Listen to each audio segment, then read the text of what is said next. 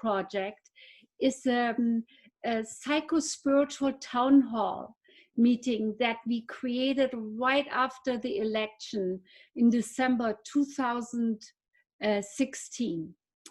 And me growing up in post-war Germany, and my grandfather was in the resistance there and actually incarcerated. This, whatever happened in this election, gave me an immediate jolt of fear and worry. And so this was my response. You know, usually my response is when I get worried, I do something. So I thought what we need is a safe space where we can, with compassion and wisdom, discuss what is happening in our world so we can stay aware and awake and connected. And so, as I said, the idea was to create a safe space in which we can bring up current topics of interest and concern, to bring in leaders from different backgrounds together and inspire the discussion amongst all of us so we can all stay awake, because there is a big temptation to just zone out or distract or be overwhelmed. So we have the safety to actually discuss what's happening. So we can be creative for the well-being of all of us.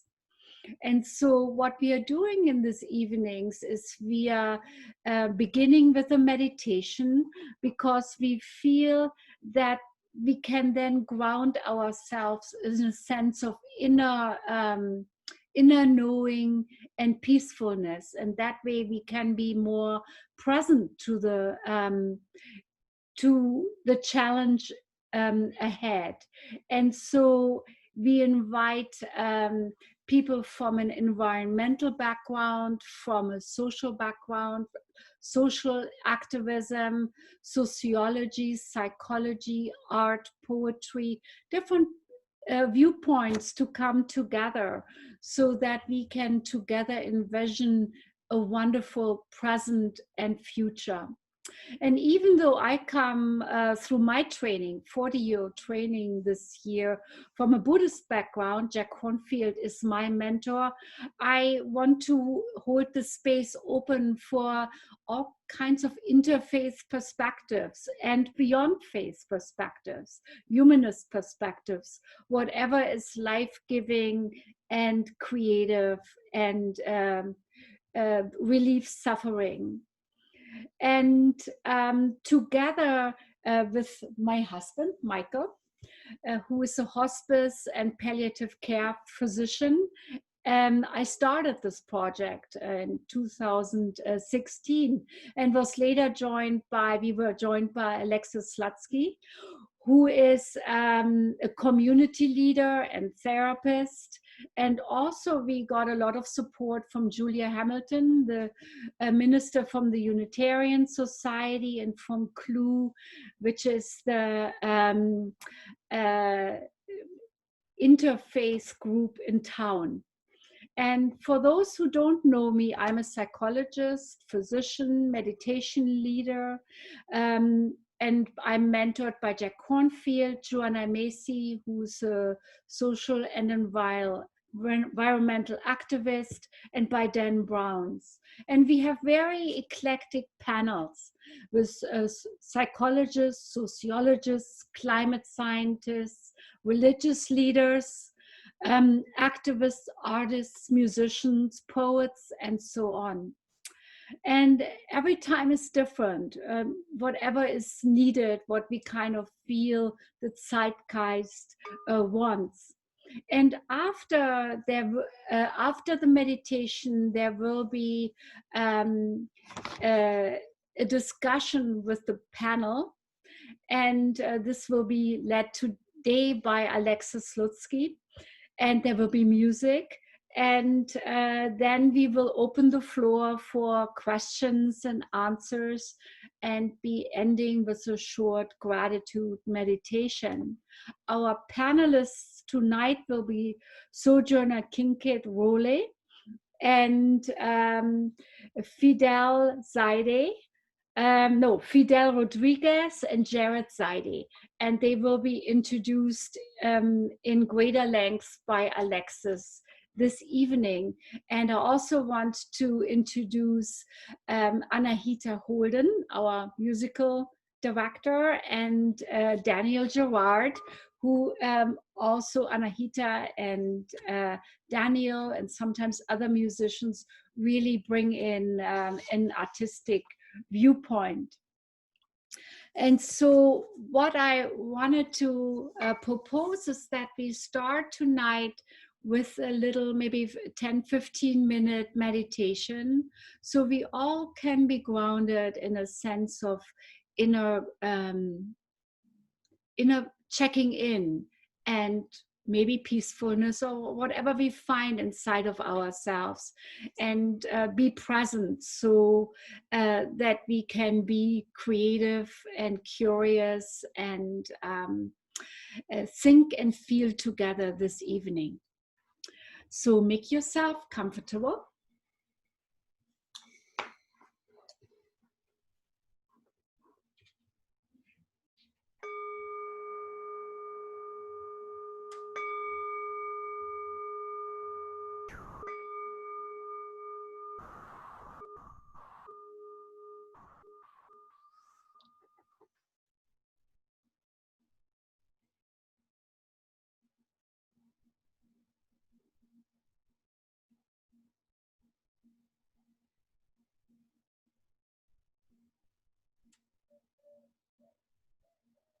Settle yourself into the sensations in your body.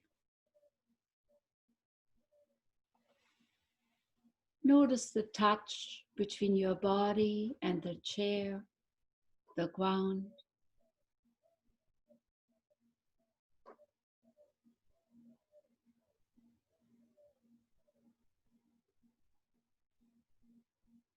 And allow your whole body to be filled with presence.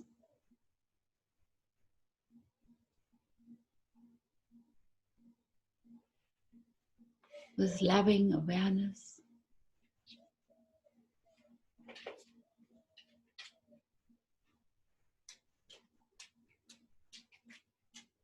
And notice the space within and around you, within and around us all.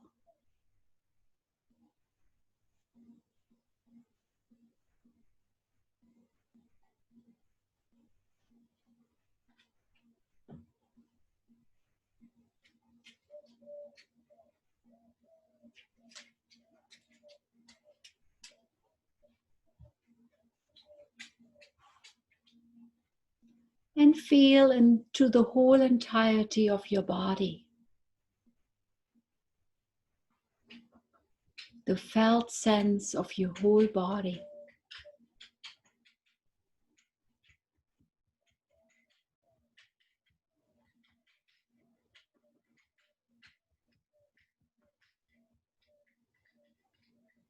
Be aware of what you're feeling.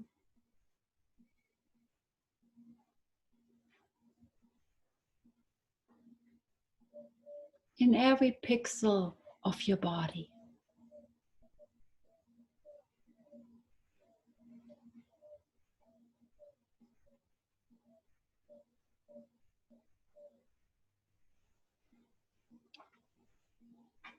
And notice breath brushing in ever so gently, arising out of this field of body awareness.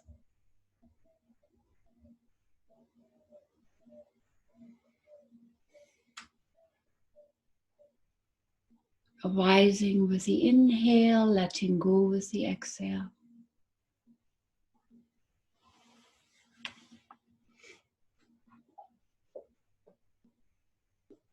Noticing every instant of your body being breathed.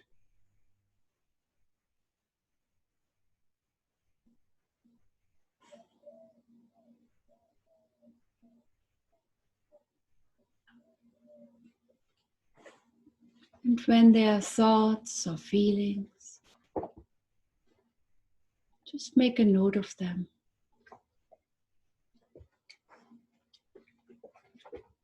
and allow them to pass by like a leaf on a river going downstream.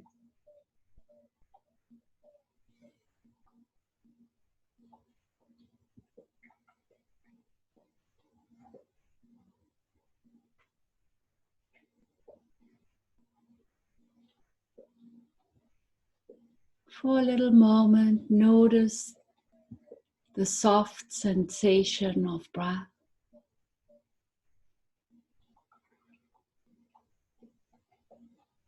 Brushing in with the inhale, letting go with the exhale.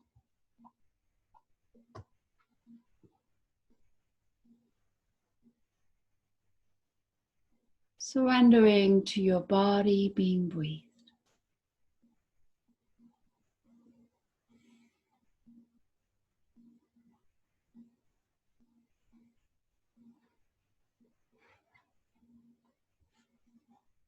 Now hold your body, your heart, your mind, your soul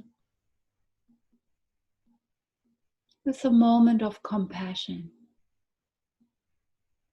with well-wishing warmth,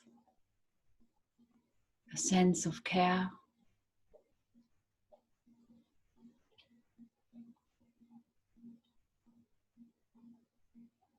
Allowing yourself to feel right now in your body the toll this stressful time has on you. How the worry, the stress, the anxiety, the insecurity, how that is felt in your body right now.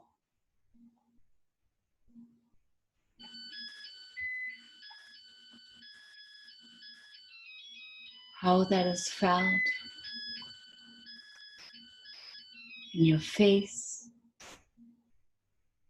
in your shoulders, in your heart, in your belly.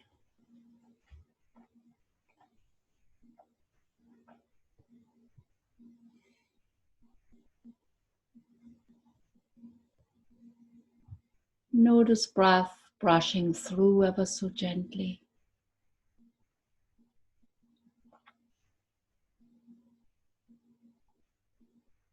And maybe you might even be aware of how the fear or the worry, the insecurity of others affects you. Those you know, those you don't know, those you hear about in the news, those you are somehow aware of.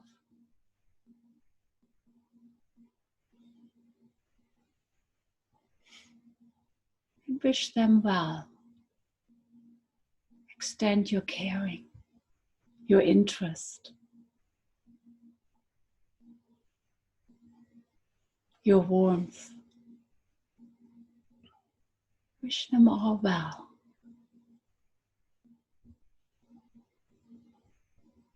And extend your well wishing to all those humans in this town, in this country, from all backgrounds.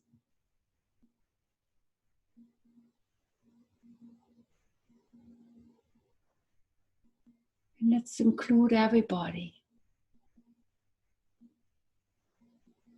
The most forgotten ones.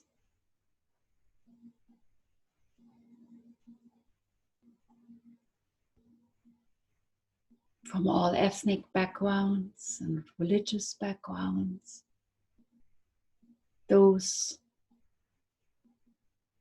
who are immigrants here. Old people, children and their mothers at home right now.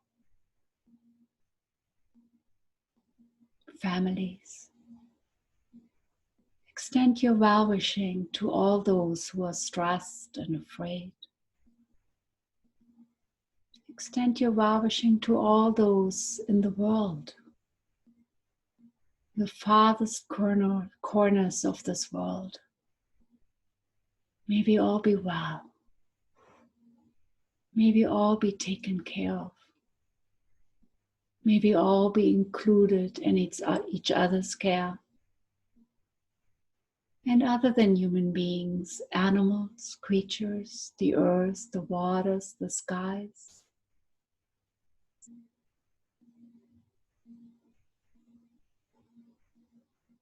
May we all be included in each other's caring. May we all be free from suffering and the causes of suffering. May we all find the support we need. And may life and each other rise up to care for all.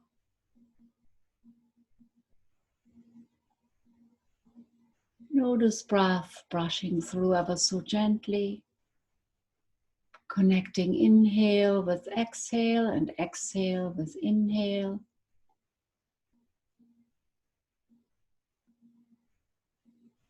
Amongst and between us, connecting us all.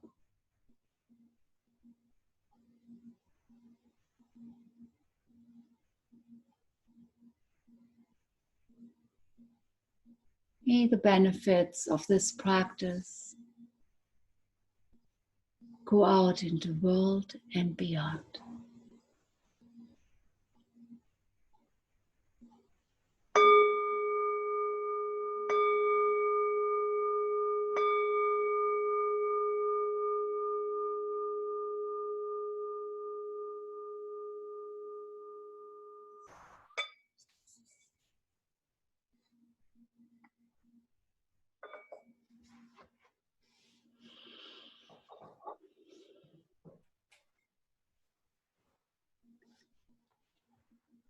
Thank you, Radhule.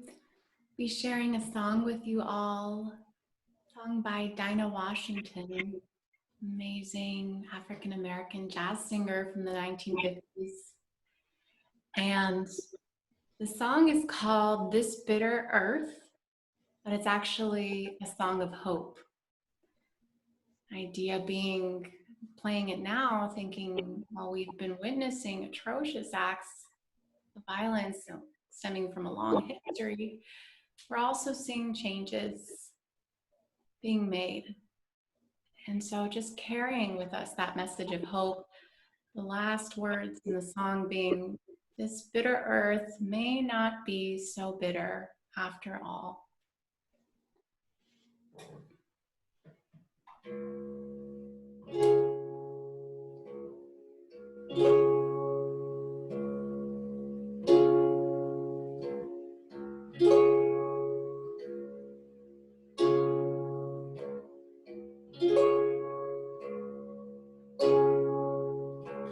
This bitter earth,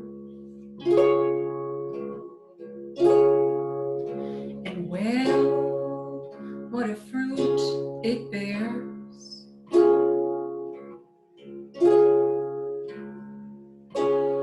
What good is a love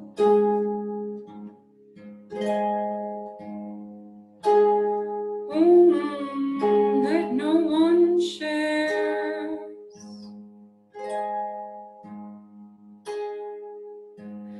And if my life is like the dust, that hides the glow of a rose, what good am I?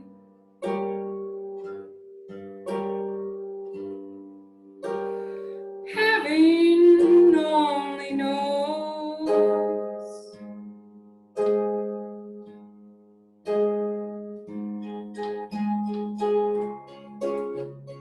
Lord, this bitter earth,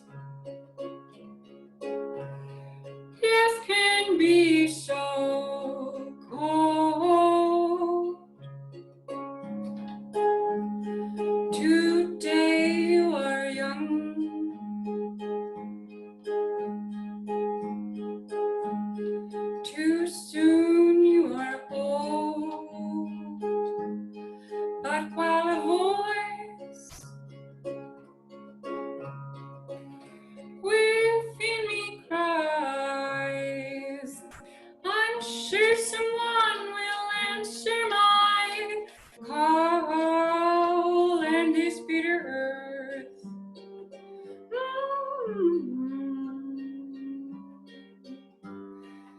may not be so bitter.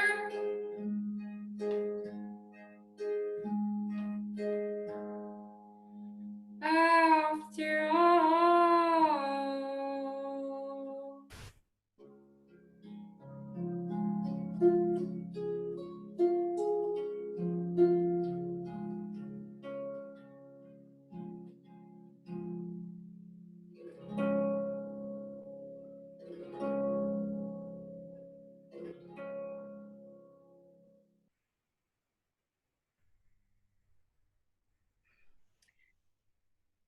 Thank you, Anahita. And thank you, Radhule and Michael, and for inviting me in. And I'm Alexis Slutsky, and I'm fairly new to this community. So nice to be here with everybody, and really very honored and excited to be here tonight with the three panelists that have showed up, and also to see some of the people from that I haven't seen for a long time in my life. So grateful to have this worldwide web of connections. So Daryl, Bob, and Laura. And very, very moved, partly because I would say the three that have come here, my sense of the commonality is something actually that brought me to want to be involved in community work, which was really a long-standing sense of being separate, a long-standing sense of not feeling belonging in myself and with other people. And so that brought me to places to start to listen to myself and to listen to other people, and really wanting to understand, how do we make peace? How do I make peace within, and how do I make peace across so much division that this culture kind of catalyzes, this worldview. And so I want to say that there's a practice that unites all of those who've come, which is really about listening, which is really about listening to people's stories. And so I get the honor of introducing you to some wonderful people. And I'm going to start with you, Sojourner. And you're someone I've known the least and the shortest time. I'm so grateful for the connection that we've had in the last couple of weeks. And I actually came across your work with Hearts to Hearts. This work of, you can describe it better than I, but of really creating brave and respectful places for people to come together to talk about race and culture and what unites us, similarities and differences. And I just was moved a couple of years ago when I was doing some work around my own whiteness to come across your work. And I think that, when we're looking at caring for us all, and from me to we, it's so essential that we understand each other's stories, so that we really learn who we're caring for. It's hard to care about someone if we don't know their story. And I know you do so much other work than that. You do incredible work with youth, and you're a poet. And so I'm actually going to read your bio here. So, Sojourner Kincaid Rolle is a poet, playwright, environmental educator, and peace activist. She served as the Poet Laureate of Santa Barbara from 2015 to 2017. Her poems appear in numerous publications and have also been choreographed for dance, presentation, and performed as theater. She's the author of 7 plays, all of which have been produced by Dramatic Women Theater Company. She has engaged young poets through a variety of community organizations based here in Santa Barbara, including Song of Place Poetry Project, City at Peace, Speak for the Creeks, Annual Young Writers Poetry Contest, MLK Poetry and Essay Contest. She's the co-founder with Sherry Gerse of Heart to Heart Conversations about Race and Culture. She's an experienced mediator and group facilitator. She holds a bachelor's degree in criminal justice with emphasis in juvenile delinquency, and a JD from UC Berkeley. And so when I think of your devotion for so many years, and being in Santa Barbara, no less, I'm just bowing in gratitude for your work as a poet and a peacemaker. So thank you so much for being here. Take a breath and we can all breathe that in together. The fullness of this human. I'm going to actually introduce each of you panelists, and so Fidel, I can't. I'm trying to scroll through so I can see you at the same time that I speak about you. But Fidel Rodriguez is somebody actually that I've known for some time. We went to high school here in Santa Barbara together, so it's been some years, and we reconnected 10 years ago or so around youth, around working in community around youth. And since then, really at that point, rebuilt a relationship to explore what was it like to grow up in Santa Barbara from our respective identities and seats. And me as a white person, and Fidel as a person of color and with long-standing roots in this area. And Fidel is someone, again, I'm going to read his bio, but has been devoted to working with young people. And I would say, you know, folks who have been in and out of the criminal justice system, and with using creativity and inspiring leadership and authenticity. And that's, you know, that's the work that I feel most heart connected to, but is also someone really devoted to healing for people who don't always have access to the wellness in our culture. So Fidel Rodriguez, thank you so much for being here. And Fidel works as a producer, educator, mentor, and organizer. He has produced several #1 rated and award-winning radio programs for Clear Channel and Pacifica Radio, developed educational conferences and concerts, and facilitated wellness and leadership trainings for numerous companies, government agencies, nonprofit organizations. For over a decade, he worked for LA County government agency, where he facilitated adult leadership trainings and created youth development workshops for the juvenile justice system. He's been an international keynote speaker on topics ranging from culture, spirituality, consciousness, wellness, decolonization, and creating paradigm shifts in thinking. So let's just welcome Fidel and take a breath with me to take in that. So thank you, Fidel, for being here, and Jared, Seide. So grateful to have you here, Jared. And Jared and I met also through this inquiry around how do we listen? How do we really create communities of care and listen to every voice, and particularly voices that might, you know, that might not get heard, or that we might tend to distance ourselves from.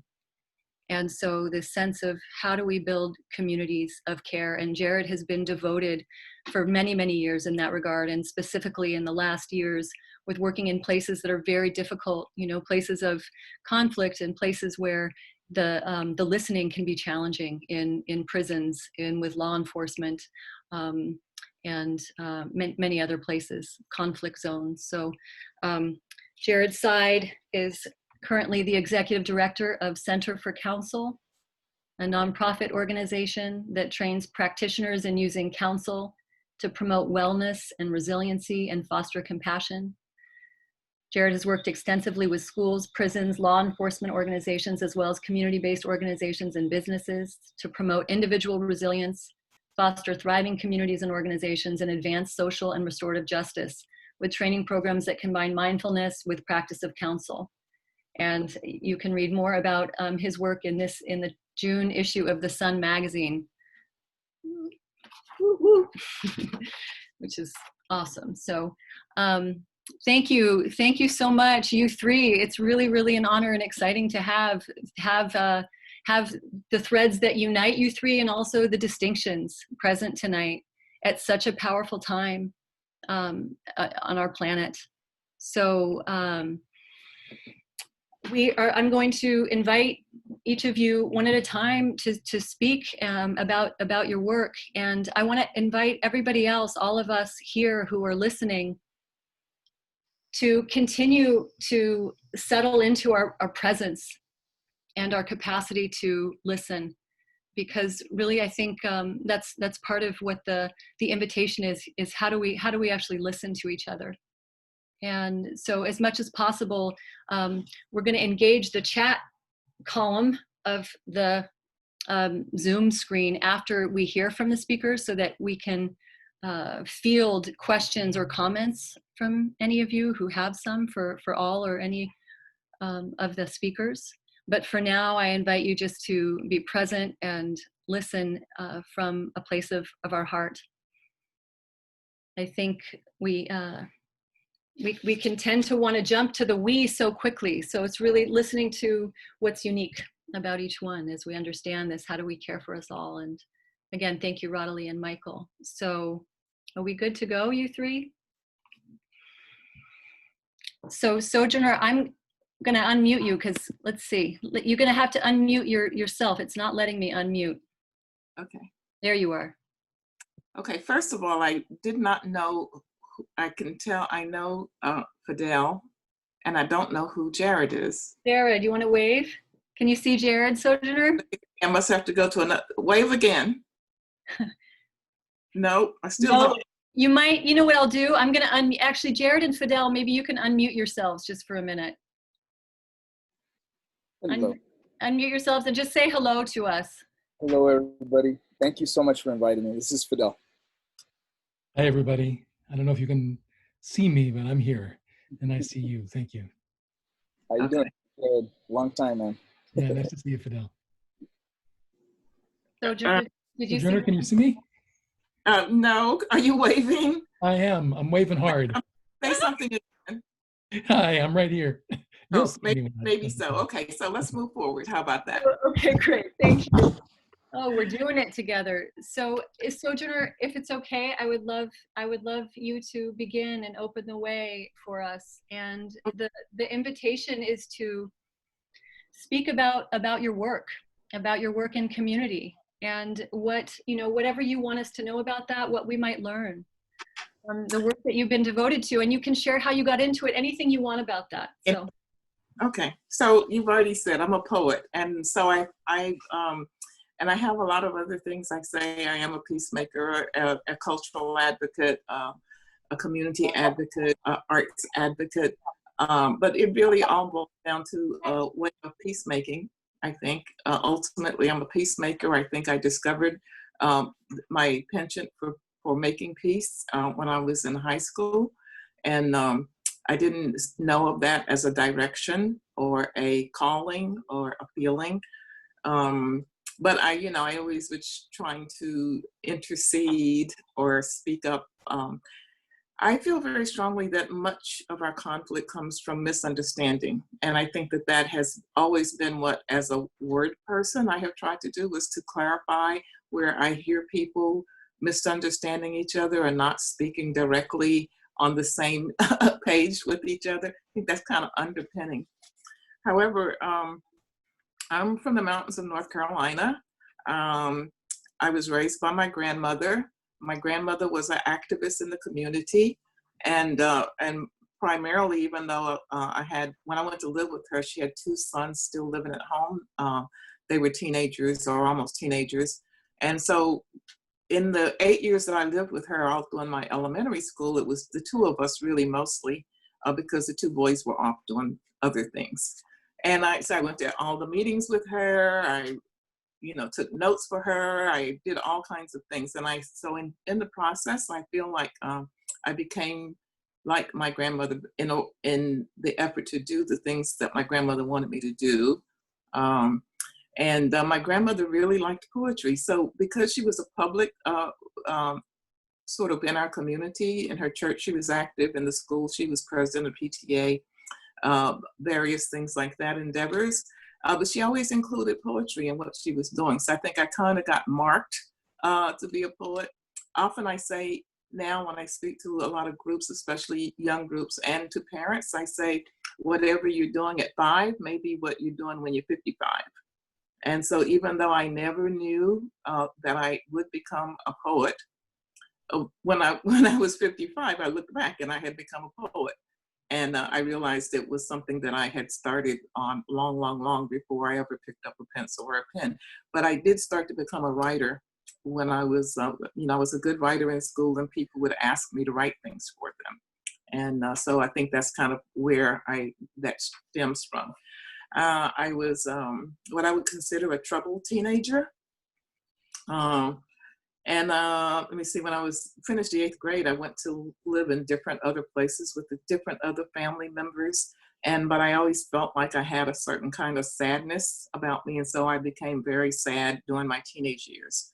So I think a lot of what sparks me now, and I have recognized this for a number of years, is that when in my being with young people, I really am trying to, in some way, help them with issues that I wish someone had helped me with when I was 14 or 13 or 15 or thing. And, I've always been very comfortable with young people. So, it doesn't matter what age, from 3 years old, 5 years old, 10 years old.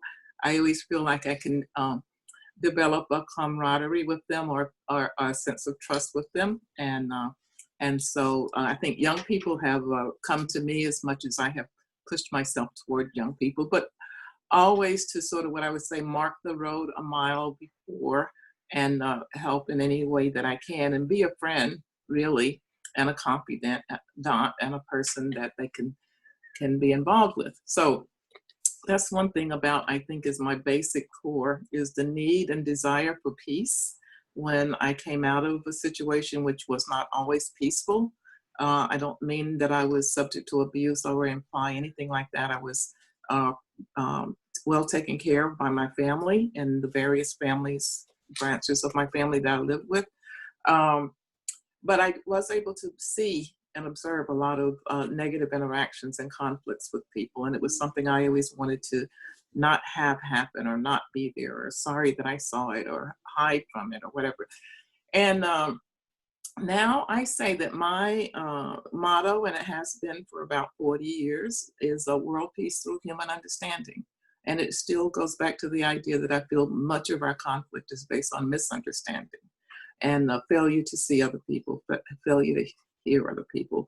Not to say that I don't believe that there are some evil-driven actions that go on between people and at the hands of people that are driven by bad intentions.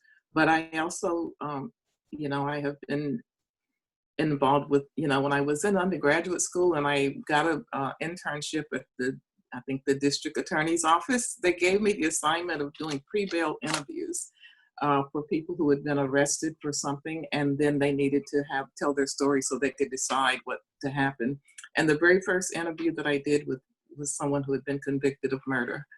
And after that interview with that person to make a recommendation as to whether they should be given bail or the bail for them should be pursued, I felt that when I thought about it after I left the jail, I felt like if I can sit and talk with the murderer, an admitted murderer, then I felt that, I could probably talk with almost anyone. That was kind of the sense I felt from that. But I went from so I stayed in that criminal justice. I started working in a lot of situations I did. But even the people who were defined as the worst of people, somehow or another, I felt an ability to interact and to not be judgmental so much.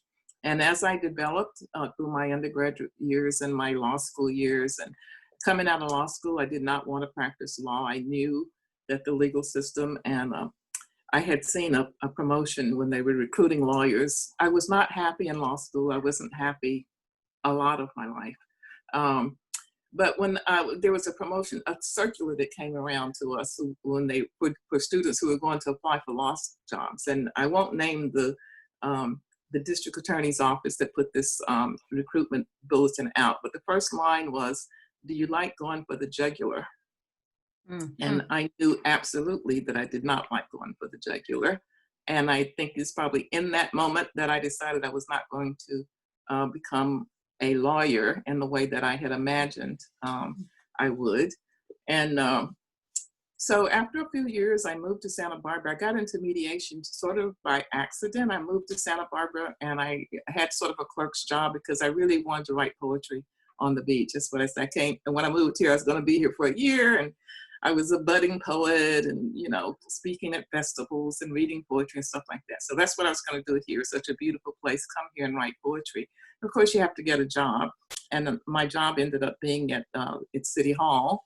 And shortly after, in about a year, I managed to get a job and learned about the mediation program the city ran, which was the rental housing mediation program. And I applied, and I did get a job at the rental housing mediation program. And I immediately went to a lot of mediation training. I went to Washington and studied with mediators. I went to Phoenix, Arizona. I just started to train myself as a mediator. And so I worked with rental housing for some years. Then I went to Isla Vista, and I worked with the Isla Vista mediation program, mostly students. And then I went to a program that Legal Aid had started, the community mediation program, and we were doing conflict resolution in the community. And it was during those years that I developed, and this program, City at Peace, started by Nancy Davis in Santa Barbara. Some of you longtime Santa Barbarians may know City at Peace. It was active here for 20 years. And when Nancy, who had been at Legal Aid, left and decided to start City at Peace, she asked me if I would come in as part of the team as a writer. We had other artists involved.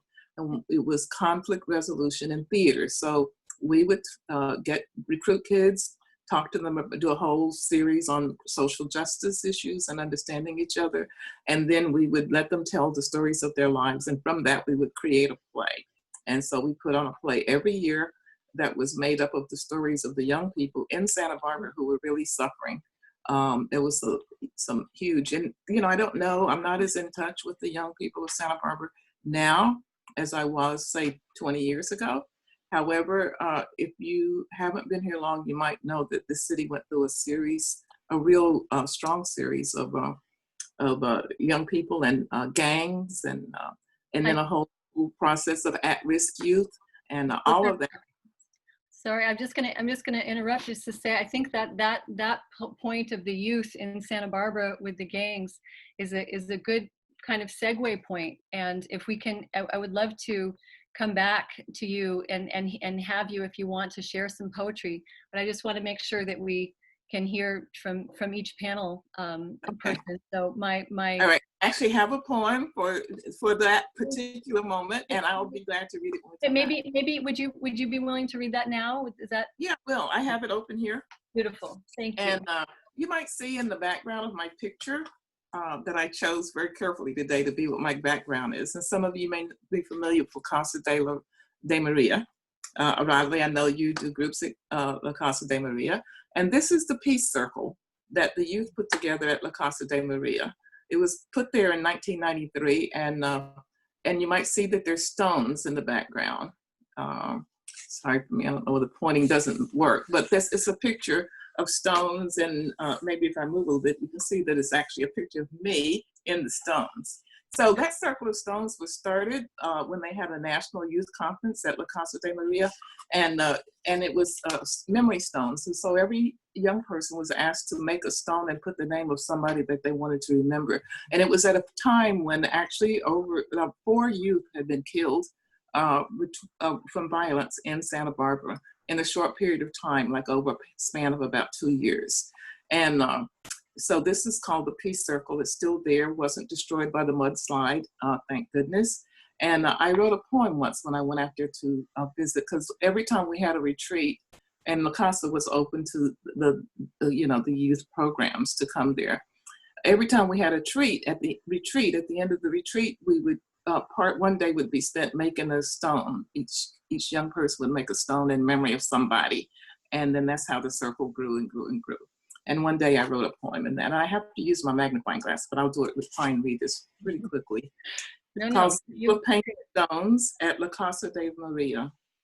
Standing in this circle, we clasp hands, a momentary silence. There is a hushed reverence. We honor each stone. We utter each name. We hallow each memory. We salute our common grief. Gentle clover, beauty's emissary, encircles each remembrance. Here among the memory stones, we consider the years they might have lived. Consider the hands that might have worked toward healing. Consider the feet that might have strode out of the dark tunnels into the night. Here familiars congregate in disparate spaces. On my writing hand, as if to glide it, a fly lands. A crow babbles in unison with the sweet whistle of a wren, a duet of opposites. Here we speak a common tongue, the language of sorrow and love and loss and to hope.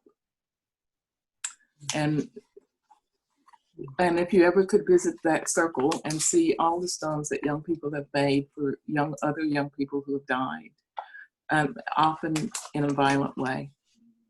It's a history of Santa Barbara that is not told much, but I hope that it's never forgotten that we went through this period of time when our young people were killing each other.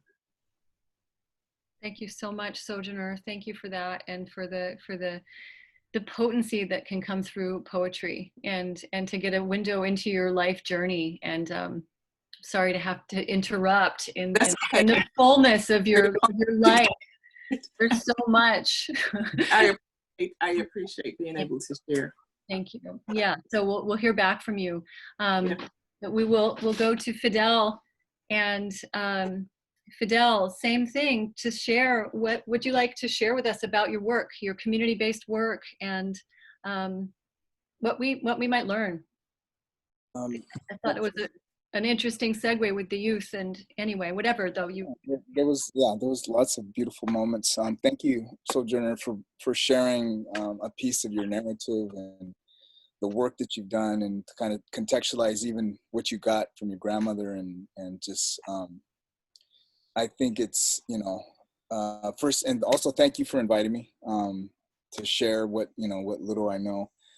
But let's see, I'll briefly, born and raised in Santa Barbara. You talk about Casa de Maria. So my family originally lived in Montecito, which, back in the 1800s, and was predominantly nothing but Mexican and Indian, Native American and Chumash, right? Mm-hmm.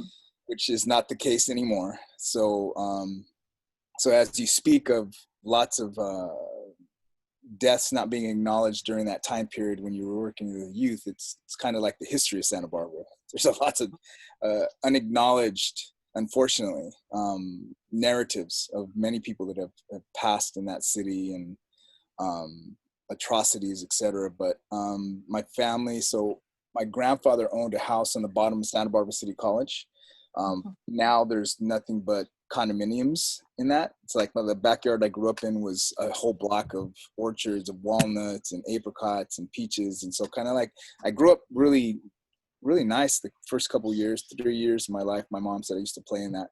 My grandfather passed, and we ended up losing that property.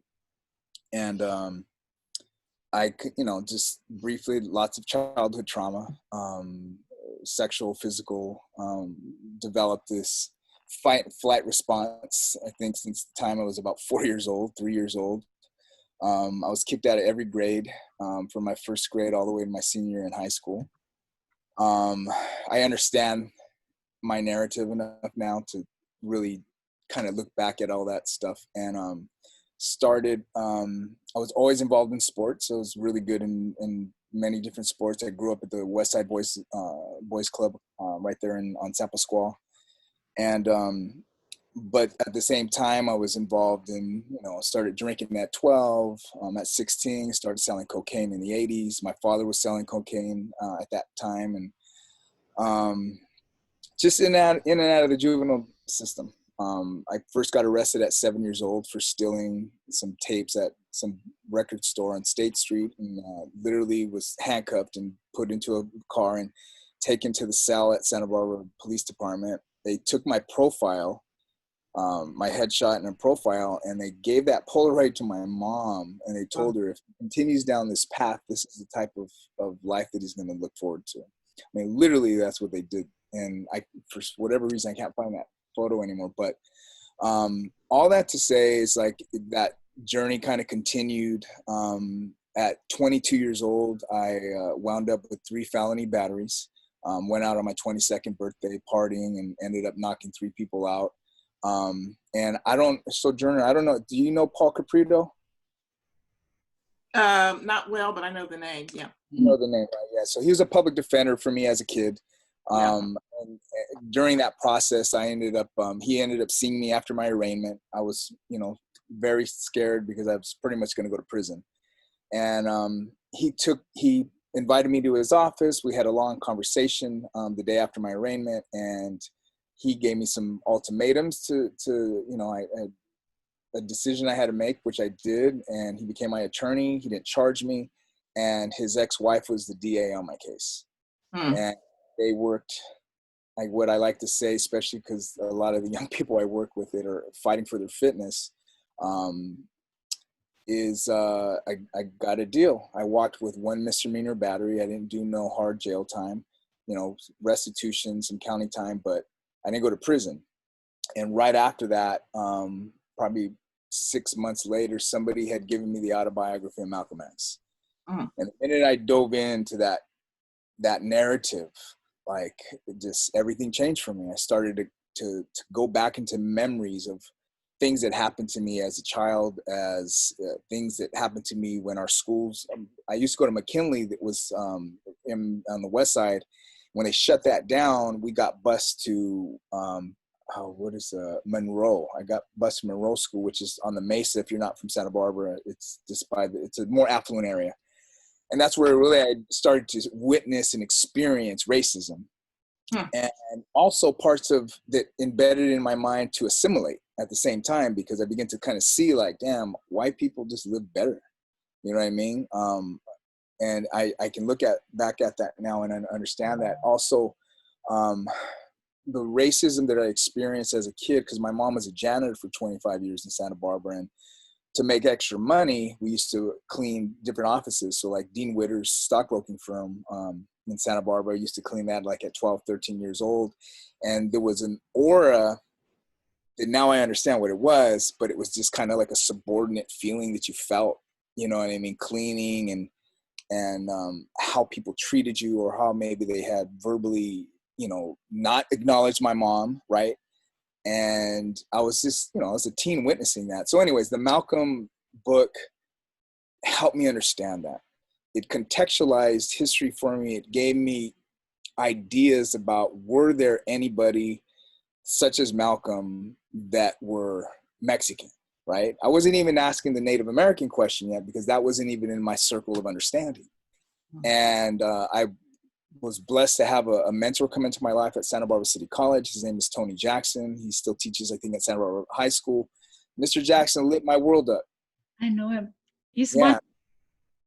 one. Yeah, he taught me about short-term goals to reach long-term goals. He pushed me like nobody's has ever pushed me academically, and that includes every professor that I ever had at USC. And he expanded my consciousness. You know what I mean? I fell in love with Africa because of him. I understood the complexities of capitalism and neoliberalism and culture and spirituality, and began to really understand this concept of decolonizing the mind. To understand, like, how did this shift in paradigms happen? You know, the notion, the beautiful title of going from I to we is really what became my thesis for living. When I moved to Zimbabwe, I was living in Zimbabwe in the mid 90s, and I was studying neoliberalism, I was studying colonialism, pre and post, and spirituality, right? Shamanism and indigenous spirituality, because I was always having this, you know, being raised Catholic. Once I began to read books and dive into different narratives of history, I began to ask myself, well, if the Spanish brought Catholicism over here and Christianity, what did we do before that? Like, those were the notions and ideas that were in my head. So getting to Africa, I began to study, I was studying Shona because I was living there, and Shona has 365 dialects of the language in Zimbabwe. And they were teaching us, and they're like, there's not a word for I. Mm-hmm. Like, it doesn't exist. Everything Wow. was in connotations of we. And then I began to dig into different dialects of the Mayan languages. And then I heard the Lakota and then Hopi and all these indigenous languages that I understood the complexities of language and how that changes our paradigm of even how we see each other, which going back to Sojourner's like main topic is understanding. How can I understand you if I see myself as me and not as we, right? The Mayans have a philosophy called in la quech, which means tú eres el otro yo, you are the other me, right? If I am hurting you, I'm actually hurting me, right? Why would if I was to cut my finger, I would hurt myself. Well, the same is going, if I was to use my words or physics to do anything to you, I'm really hurting me. And that's the shift that happened if you look into history. So I began to understand, like, wow, this is so deep, that the colonizing languages shifted the culture, which shifted the paradigm, which shifted the understanding of who we were as a people, whether that's Native people, African, even Asian, like all colonized people have been affected, and even European people, to the point of people in the United States call themselves white. That's a social construct, you know. And you start looking into, like, for instance, the doctrine of discovery.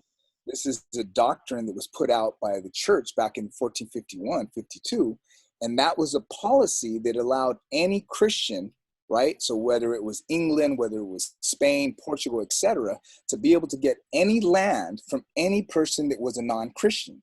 Well, who was that? If they went to see the Taino and Hispaniola, they weren't going to speak Spanish. How were they going to say they were Christians? It's like such a ludicrous doctrine. Unfortunately, that is still connected to the law today.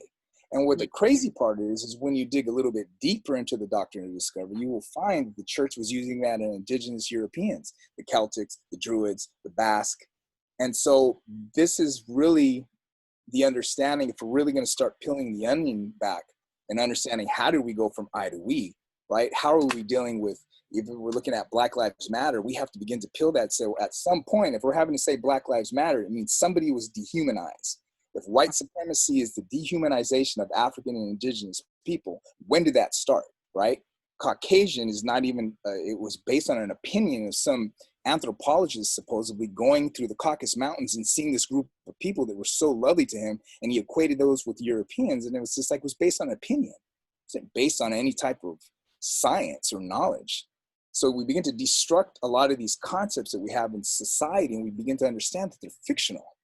And unfortunately, divide and rule is part of the British and Spanish colonial policies, and it's with us today. I mean, we see it. Now, just the last point that I'll say is that we need to acknowledge, just like if you're a therapist, you need to acknowledge the pain, the trauma that this individual has come. Unfortunately, as a country, we have not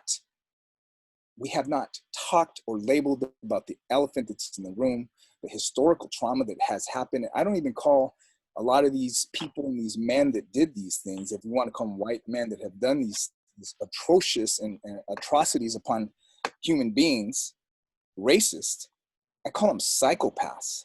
And that's the unfortunate part, is that racism is not, it's not against the law to be racist. You know what I mean? But if you start labeling, if you look at all four of those presidents that are sitting on Mount Rushmore, and you begin to dissect the narratives of each of these men, they murdered people, they cut people's heads off, they raped women, they cut babies out of women that were pregnant. I mean, I just need to set the tone, is that we haven't had that discussion and acknowledgement. As a human being, if you're Native, Mexican, Black, what have you, you don't feel acknowledged in this country, not historically, not in the public school systems, not when you look at God, not when you look on TV, not when you look in the magazines. I mean, and it's not even to say about, like, even the venue that we're on right now. I'm one of 3-4 people of color that's on this. That I know how to navigate, and I know how to navigate because I grew up in Santa Barbara. You know what I mean? I can work with corporate America. I can work in the hood. I can work in Watts. I can work in Compton. I can work in Brooklyn. But that's the gift that God has given me, is the ability to code shift. And then anyway, so the last point that I'll make is that, getting back to the I to the we, I understand that our cultures understood oneness. Our cultures understood the power of love, right? I'm an initiated Babalawo in an African tradition from Nigeria. We have our home is called Ile Ife, right, in Nigeria, which means the house of love, because love is the thing that's going to move us forward in this world. The only issue is that we still have to acknowledge the institutional and systemic oppression and racism and psychopathic behavior that is happening. How do you live in Santa Barbara and not see Indio Muerto Street, as Dead Indian Street off of Milpas, as the most, I mean, I share that with people that don't speak Spanish. They're like, oh my God, does that say that? So I want to say Dead Indian? And it's kind of like, we're hopefully getting this thing changed, but the fact that it had to take, I've been trying to do this for 25 years. I can read you the first speech by Governor Burnett in California. The guy was saying, go out and kill Indians. 1851 is exact right after that speech is when Captain Haley named that street. It's cultural. And if we're going to shift the paradigm, then something like that, I mean, all of Santa Barbarians, if you're supporting Black Lives Matter, one of your first agendas should be to remove that, physically go take that damn thing down. Show us, like, I mean, that's, to me, it's that's the hard part, is like, and I know there's a lot of good European Americans that care about this issue, but I mean, that's what we live with every day. It's not like I shut this off and it's like, I'm okay. We live this as people of color. We have to deal with this at every second, at every institution, every society that we kind of deal with in this country. It doesn't stop me from what I'm doing because I know who I am. And I attribute that to all my mentors and people like Mr. Jackson and literature and poets like Sojourner. It's like, it inspires us to move forward. Thank you, Fidel. Thank you. Thank you. Thank you very much.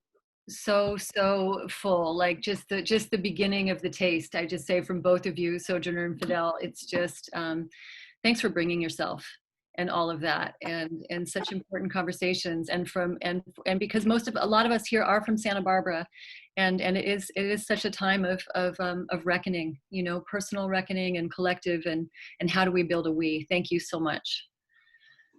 Yeah, wow. Okay, so this is the morsels of taste to open these conversations and hear these voices.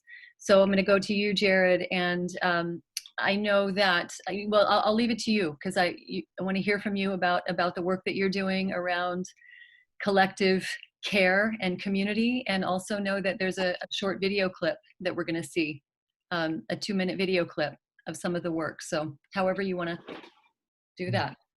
Thank you so much for that, and for the opportunity, and so honored and moved to be in a space with you, Fidel, to hear your words again. And Sojourner, your work is so powerful. I kind of was inspired to start with a poem. I got a poem because I feel like this is a space we can drop into that maybe grounds us in a practice. At least for me, it does. And this was one that this comes up a lot. It's by Mirabai Bush. Some of you may be familiar with this, but I sort of feel like it's apropos of this time. We need to listen fully. It's the basis of all compassionate action. We need to listen not only to the voice of the person who is hurting, but to her bare feet, to the baby wrapped in her shawl, and to the stars in the cold night. Such full listening helps us hear who is calling and what we can do in response. When we listen for the truth of the moment, we know better what to do and what not to do, when to act and when not to act. We hear that we're all here together and we're all we've got. Thank you to Mirabai. Thank you so much to those of you who organize and hold this space. Thank you to Sojourner and Fidel for your testimony and for your life. I also want to acknowledge the 53 or so folks who are here. Thank you for your practice. Thank you for embodying and bringing compassion into the world. I think it is medicine that is so critical right now. And so thank you for being here with an open heart.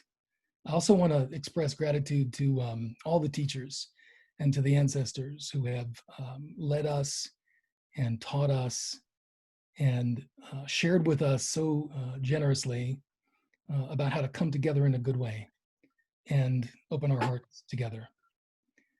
I don't know that they imagined we'd be doing it on Zoom, but it's a beautiful translation of so much wisdom and so much care that we are the beneficiaries of from those who came before, the giants who came before, in all of our traditions. So my name is Jared Seide. I'm the Executive Director of Center for Counsel. Center for Counsel is a nonprofit organization that delivers these programs and trainings that promote communication primarily and enhance wellness and build community and foster this sense of compassion. All of our programs are built on the foundational practice of counsel.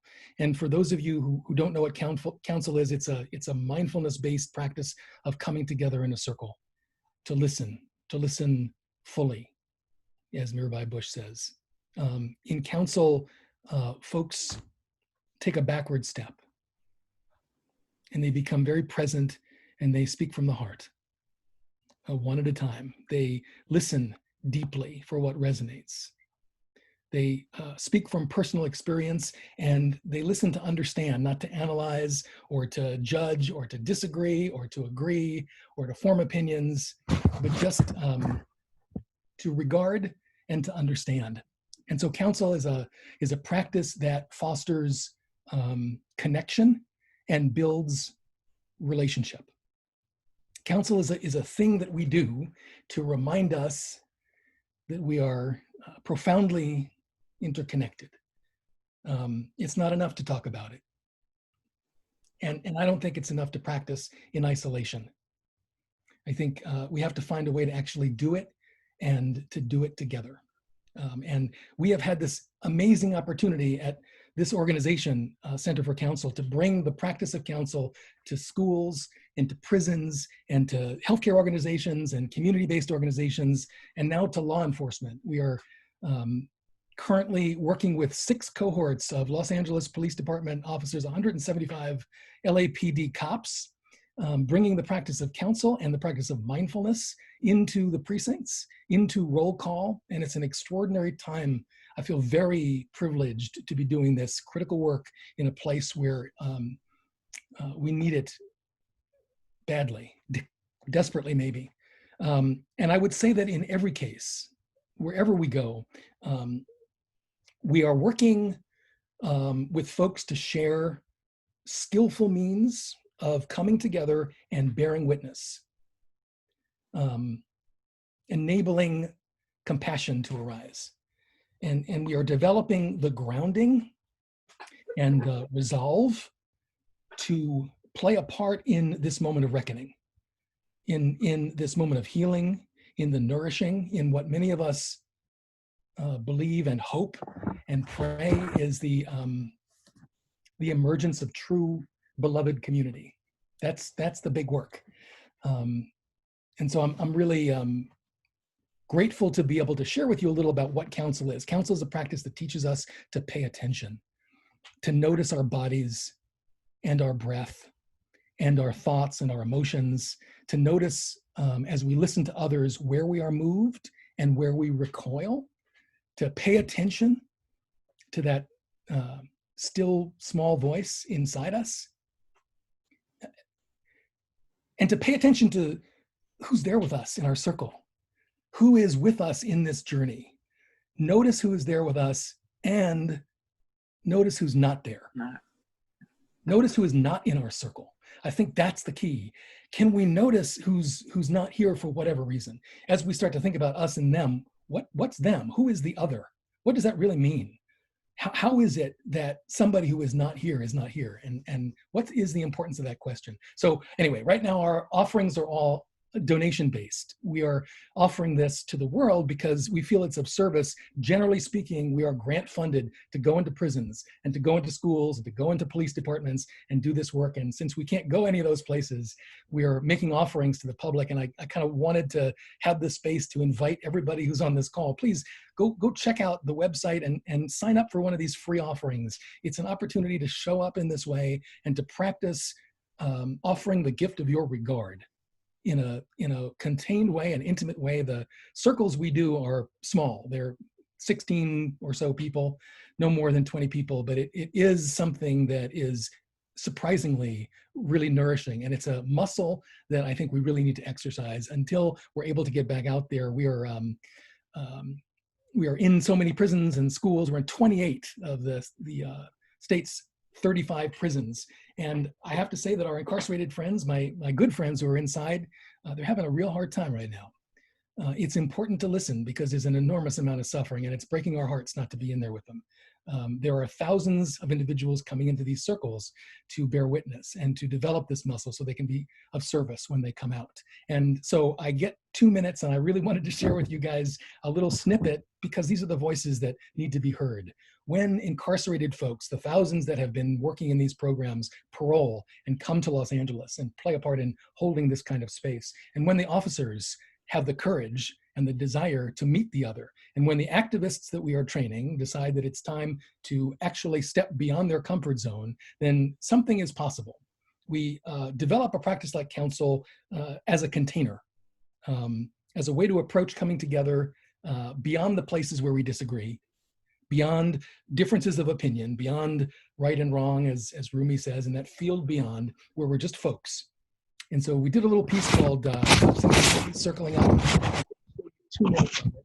Hope you want to see some more of it, but I'm going to see if I can make this happen now. And hopefully in doing this, you all can see it. And Alexis, let me know if you can. It's just 2 minutes, but I think you get a taste of what this looks like. I don't think I've ever been in a room with cops without having the feeling of the need to try to run. I feel like I have to run. I haven't had that since I've been home.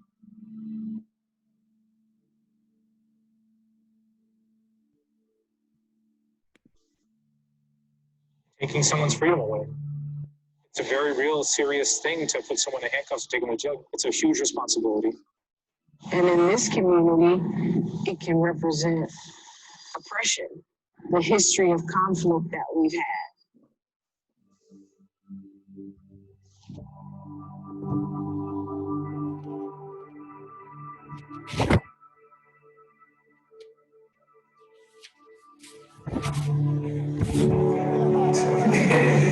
And we named it the rabbit basil.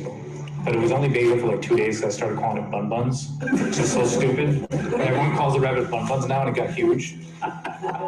And so just knowing that there is an officer that has a bunny named Bun Bun.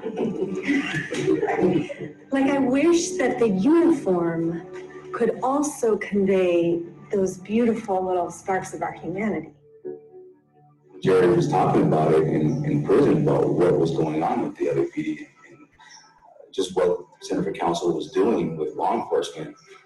And even the idea of bringing, counsel and having it with inmates and COs, I mean, that was like, wow, like I actually see it happening. It's about the council. It's about opening up and being open and aware of new things, because you never know how the person's story is your story. It's amazing to hear the similarities. If we open our hearts and minds, we probably learn so many amazing things about how we can support each other and make the world better.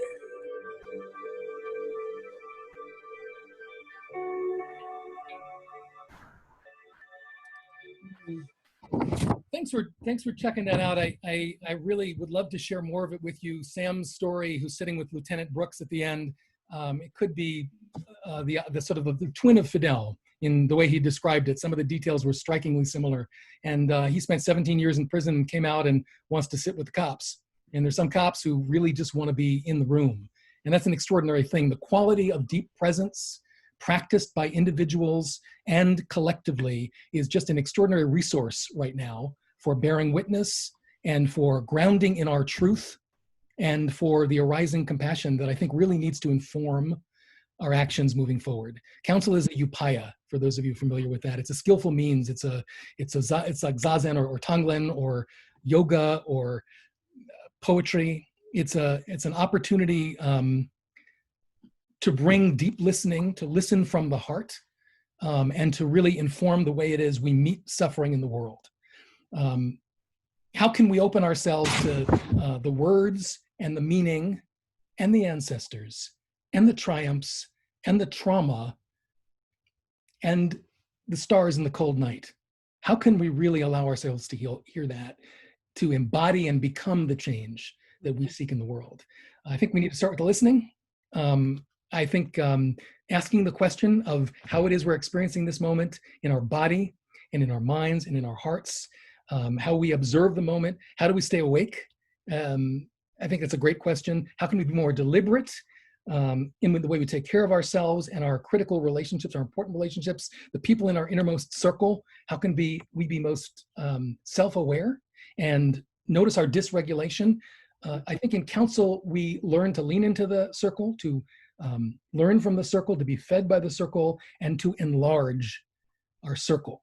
Beautiful. To the point where we can include everybody. That is, thank you for the time. Thank you, Jared. Thank you. So that's part of what, I know when I think of people really devoted to building community and enlarging the circle by understanding stories and how they live in our own bodies. I'm looking at the faces here and feeling so deeply grateful for Sojourner, for you and Fidel and Jared, and also Radhule and Michael for your hosting of this community. And as Jared, you spoke, for everybody that showed up and been here, present, listening, maybe some uncomfortable places, and some, for me, as Jared said, when I first became involved in community work, it was meditation in community for me. Council was meditation in community. So we want to take a few minutes, and for those of you who can navigate the Zoom world, it's still very tricky, I know for me, but on the bottom of the screen, if you have access to the chat box, there is an area where you can put questions into the chat. And I would love for folks, if you have a particular question or a question that's just on your heart or a comment you want to say, rather than with a group this size of 50 people, opening it up for folks to share their voices, which would be great if we were in person and could do that. We want to do it this way. So really inviting comments, questions, and we have, just 10 minutes and to see what else we can hear from Fidel, Sojourner, and Jared before we close. So let's take a breath together, maybe just take a breath and metabolize where we've journeyed in ourselves and together. And please, you can post them just to me or post them to everyone, and I'm going to field them and speak them. So I wish I could give you more instruction about that. Yeah, Sojourner. I already put a couple of questions in the chat. Oh, oops, wait, one second. Sorry, we've got Sojourner. I think you were speaking and you're muted. So if you want to unmute, and then I'm not sure who was saying that about the questions, but yes. So, got it. Okay. Yeah. I just wanted to say I didn't really address, I didn't mention heart to heart when I was speaking, and the things that Fidel and Jared said reminded me of that. And I wanted to say that Sherry and I, we had experienced in Santa Barbara several racist, no other word for it, racist incident took place in the town. And Sherry and I, as distant friends who had known each other for years, kept coming to conversation about those racist incidents. And one of the things that we discovered is that people were uncomfortable talking about race and addressing race. And one of the ideas for Heart to Heart was to have a place of trust where people could say even something that might be criticized horribly in public, but would feel comfortable saying something that they believed so that it could get out of them and they could feel more comfortable talking about it in other spaces.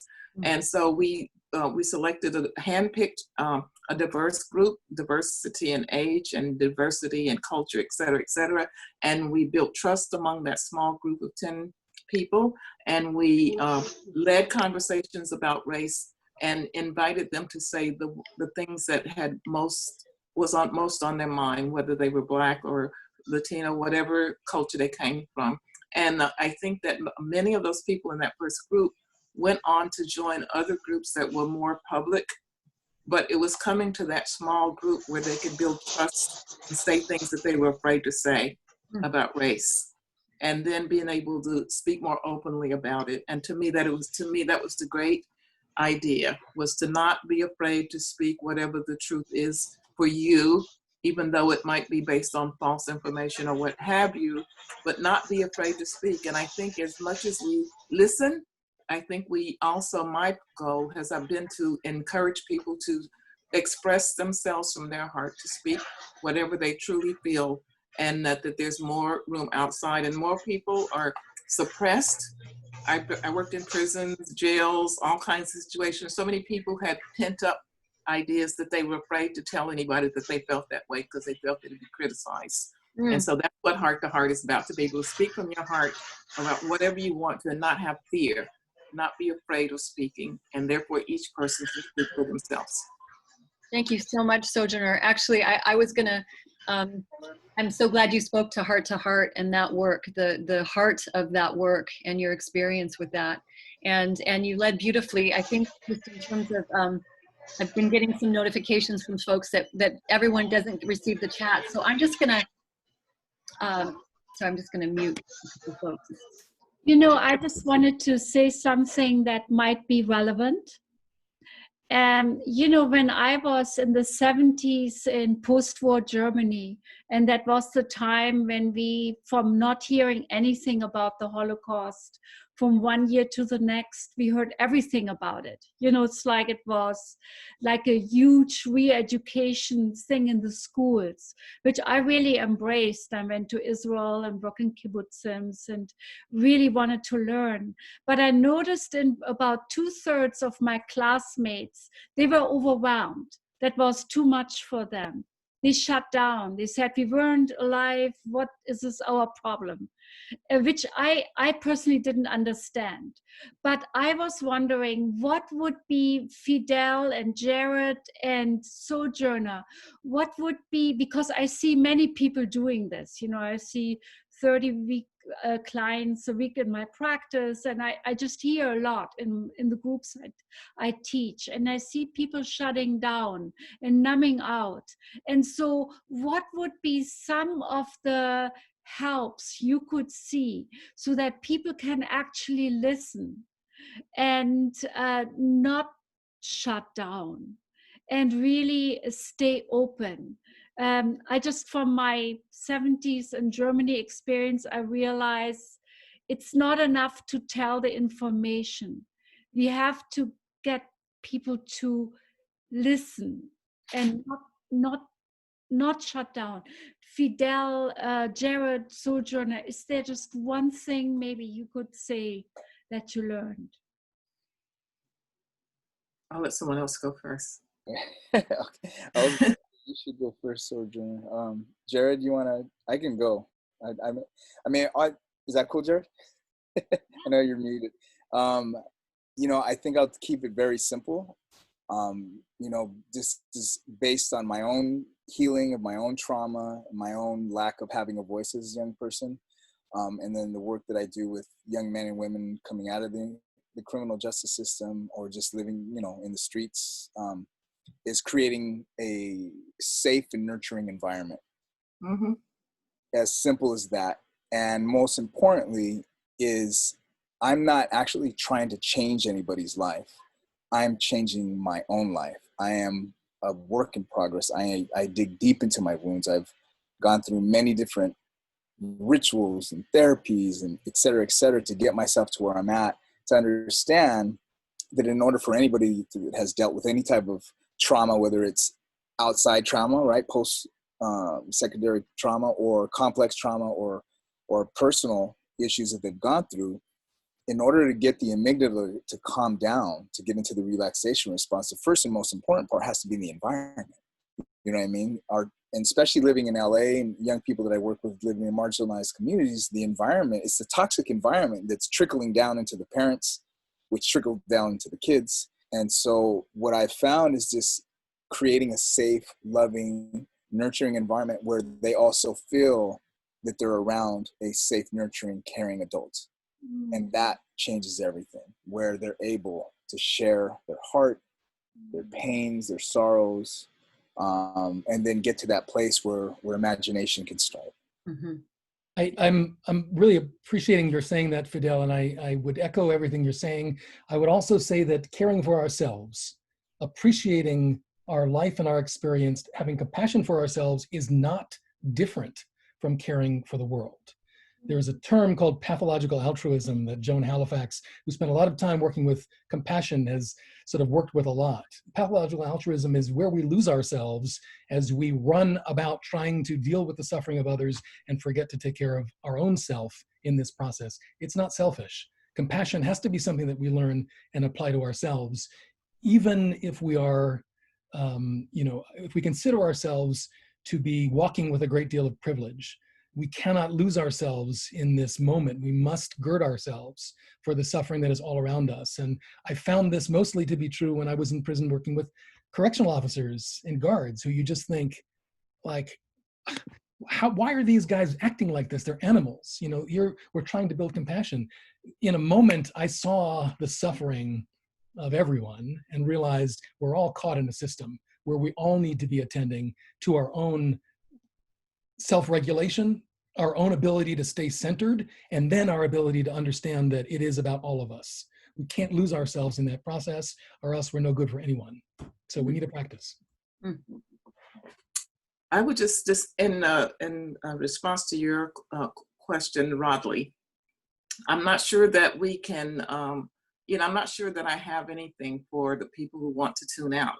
But I would say in the moment that we're living in now, tuning out is not an option.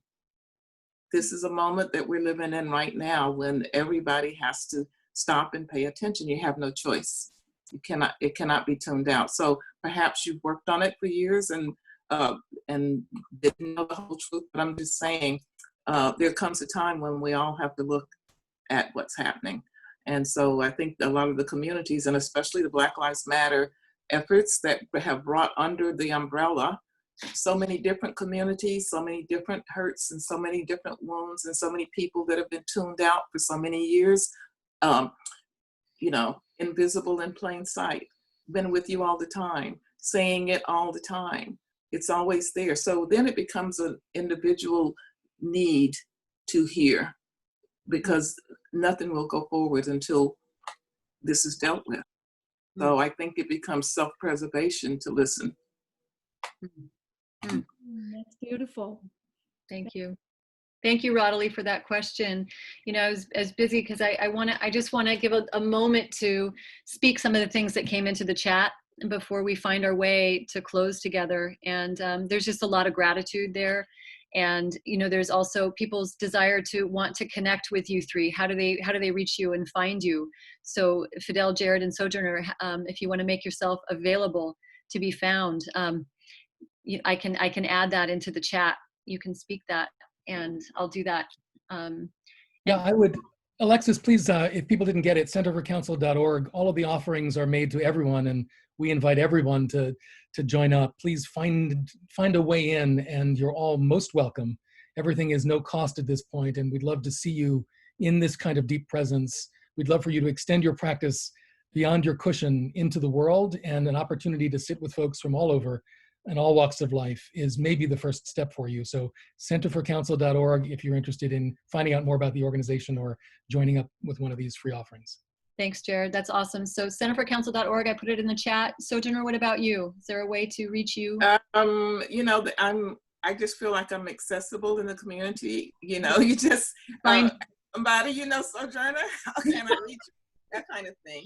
I have a big presence on Facebook. I have SK Rolle. From there, you can go Sojourner Kincaid Rolle, and then I do a lot of projects on Facebook. I'm with the Martin Luther King Committee. That's another way to reach me. 100,000 Poets for Change. I mean, if you just put my name in the Google box, you'll come up with my address, my post office box. Hope not my phone number. That's the only one. That's right. Or somebody who knows me and knows how to reach me, because I've been a public person for a long time. Thank you. Okay, that's great. And the bio that got sent out through Mindful Hearts, through Radhule and Michael's program, has the bios of these three and that information. Fidel? Yeah, you can. I have a website, it's divineforces.org, DIVINE forces.org. I'm on Instagram as Fidel T. Rodriguez with a Z. And I also have a youth engaged Instagram called Rise Up Los Angeles. And you can see all the videos and stuff of a lot of the organizing, but everything's on divineforces.org. Excellent. Thank you so much. And just to speak, because Fidel, you mentioned, we have a lot of local people here, and the street name was Indio Muerto, and some folks were asking about that in the chat. And so I just want to say that is downtown Santa Barbara. It's currently, as Fidel spoke, in the process of being changed. Mayor Kathy Murillo is someone that you can write a letter of support to, right, Fidel? Is that right? Yeah, so if you're in support of that, local folks are in the process of renaming and having a Chumash name for that street. So that would be really appreciated from, right, the Barbareño Band, and Fidel, your involvement with organizing that. Yeah, and you can share that. About that one thing, I lived on Indio Muerto Street for 32 years, and I've been through several of the processes to get it changed. And so I am happy that it is now happening because of several efforts, 1992 being one of the big efforts to change it. And, it's just, so I want to say that's the street I lived on. And I always had to explain to people what it meant. And we never really could understand, a lot of people, why it had to be and why it couldn't be changed. And I'm glad this moment has arrived when a lot of these things are going to be changed, and people have to get comfortable with it.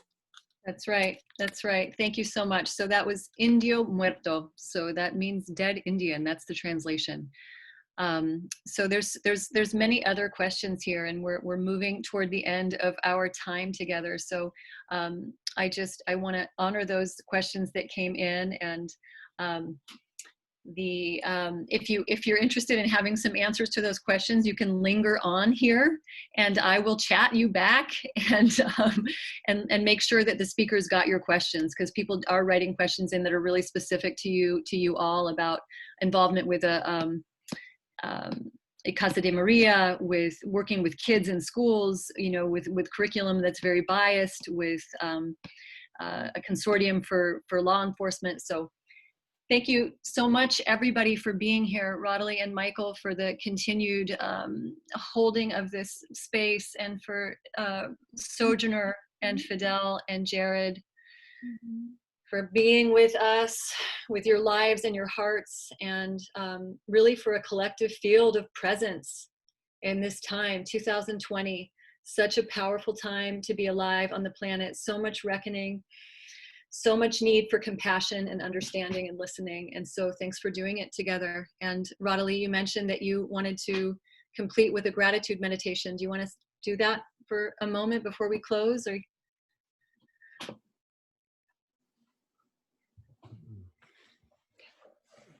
Is there any way to see some of the other people? There are so many people, and I can only see maybe 20.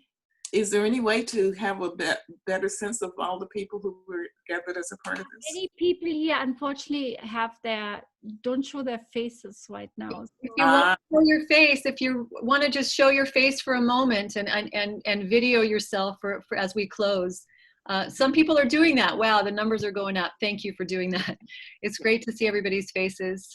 And yeah, once again, gosh, Daryl, Bob.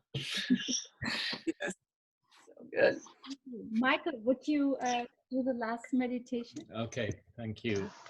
And again, just to add my words of gratitude to our three invited speakers for your incredible presentations this evening, and thanks to you, Alexis, for weaving it all together so beautifully, and thanks to you, Anahita, for your beautiful music to help us. And thanks to each of you for being here. So this is just a very short closing meditation. It'll take about 2 or 3 minutes. So I invite you very briefly to once more close your eyes.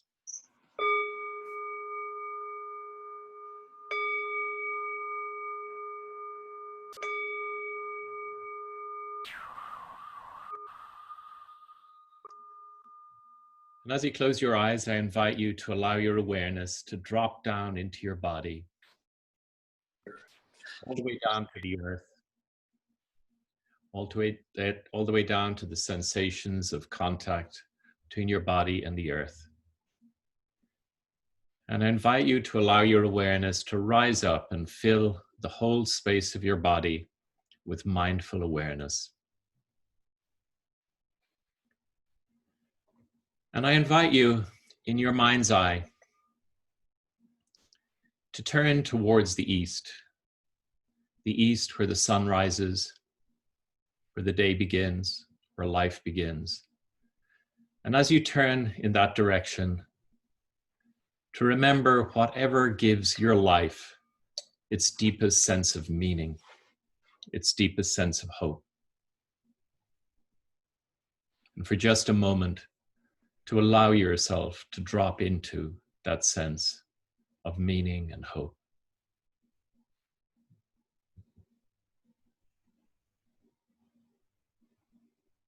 And when you're ready,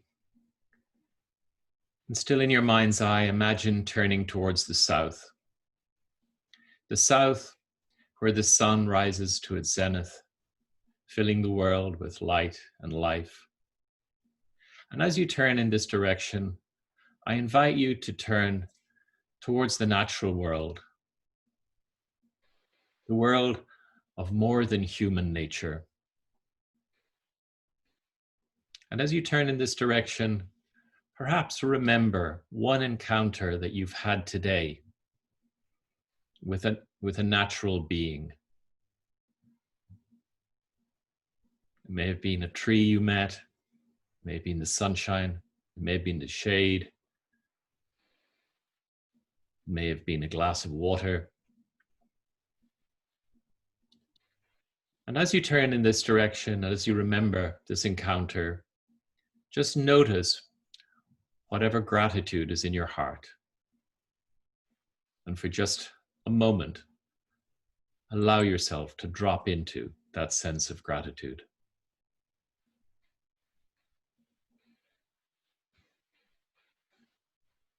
When you're ready, I invite you to keep turning now towards the west where the sun sets.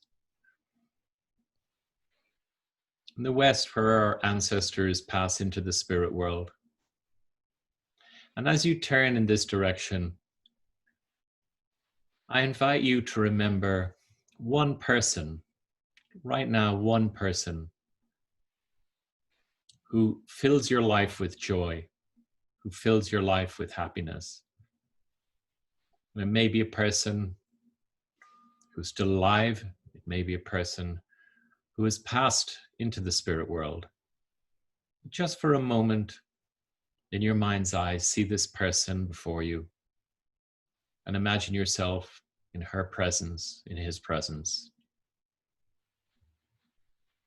And notice how your heart is in the presence of this beloved.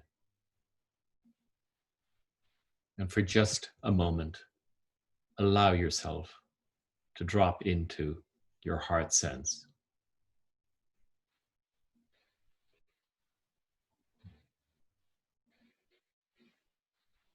Finally, I invite you to turn towards the north where the sun does not travel,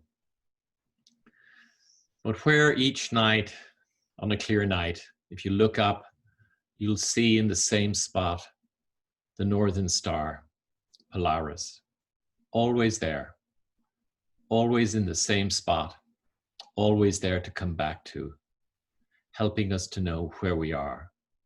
Everything else moves through the northern sky, but the northern star is always there to come back to.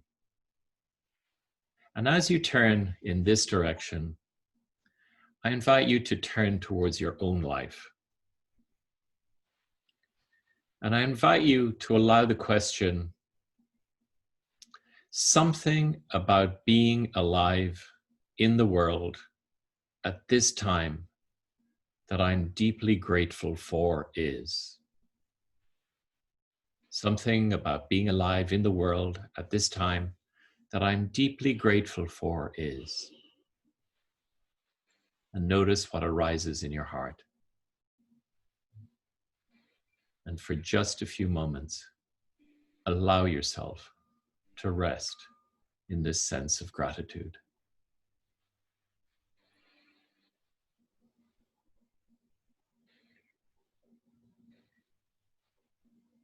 And may all beings be happy.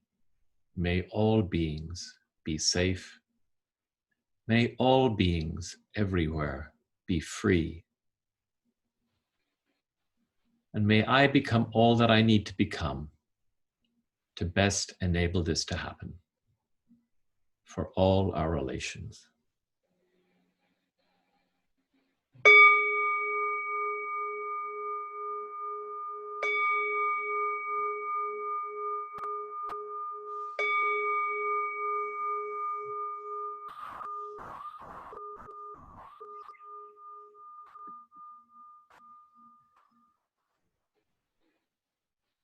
Thank you. Thank you so much.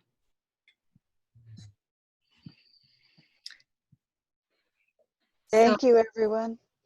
Thank you, everyone, and be well and go well and take good care of yourself and each other. The we. So lovely to be with everybody tonight. So, Thank you. thank you, Michael. Beautiful.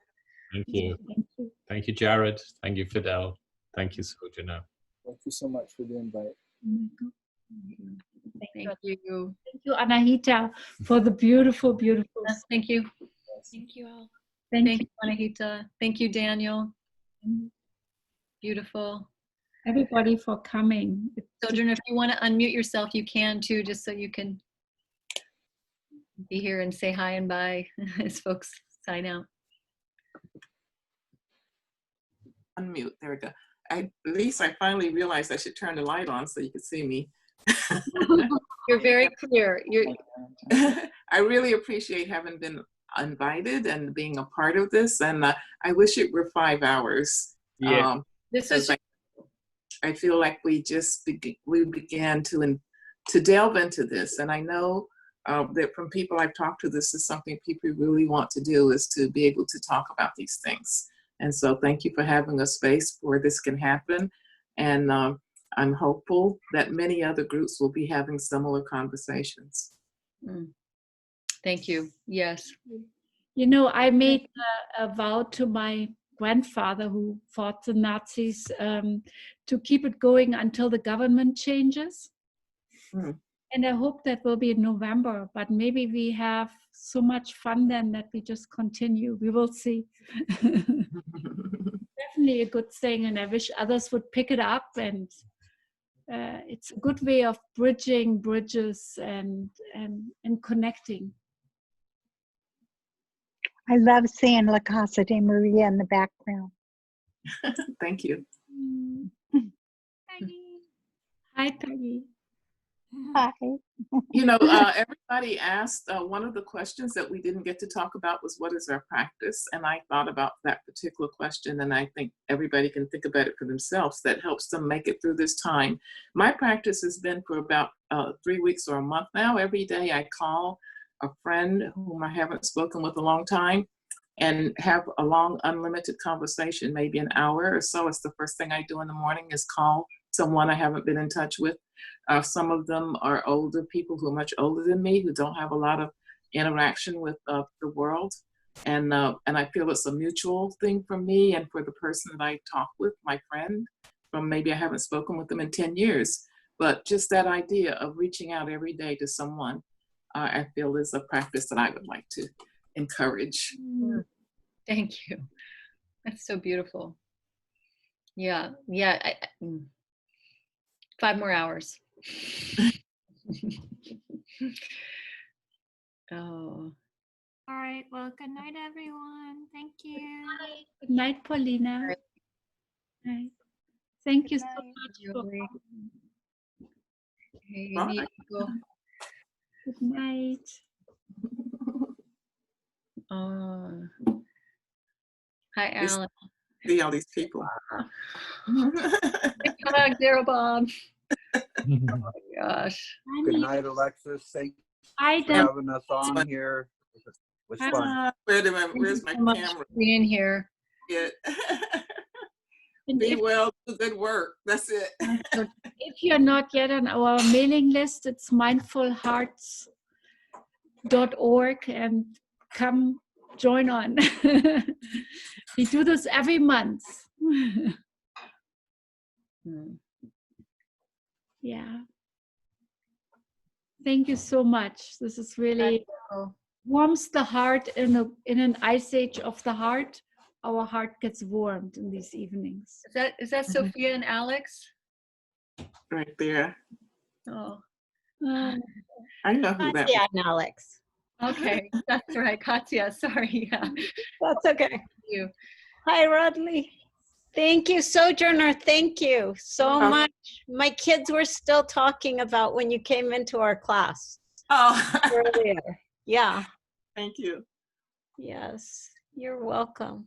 Professional classroom guest, that's what I am.